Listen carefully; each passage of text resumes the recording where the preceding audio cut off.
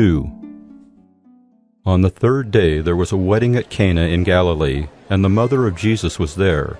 Jesus also was invited to the wedding with his disciples. When the wine ran out, the mother of Jesus said to him, "They have no wine." And Jesus said to her, "Woman, what does this have to do with me? My hour has not yet come." His mother said to the servants, "Do whatever he tells you." Now there were 6 stone water jars there for the Jewish rites of purification, each holding 20 or 30 gallons.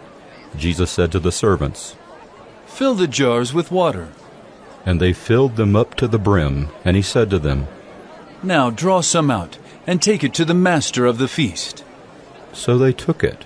When the master of the feast tasted the water now become wine, and did not know where it came from, though the servants who had drawn the water knew, the master of the feast called the bridegroom and said to him, "Everyone serves the good wine first, and when people have drunk freely, then the poor wine. But you have kept the good wine until now."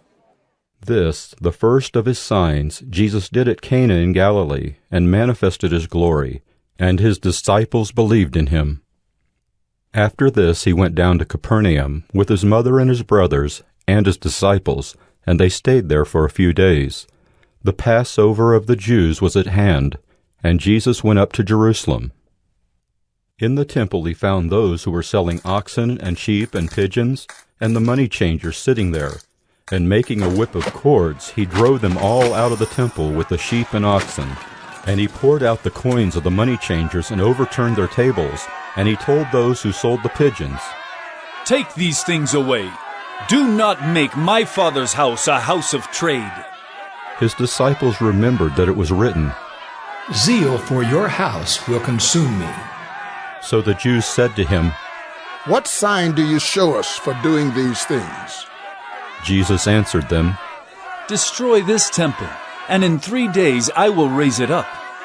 The Jews then said, "It has taken 46 years to build this temple, and will you raise it up in 3 days?" But he was speaking about the temple of his body. When therefore he was raised from the dead, his disciples remembered that he had said this, and they believed the scripture and the word that Jesus had spoken. Now when he was in Jerusalem at the Passover feast, many believed in his name when they saw the signs that he was doing. But Jesus, on his part, did not entrust himself to them, because he knew all people, and needed no one to bear witness about man, for he himself knew what was in man.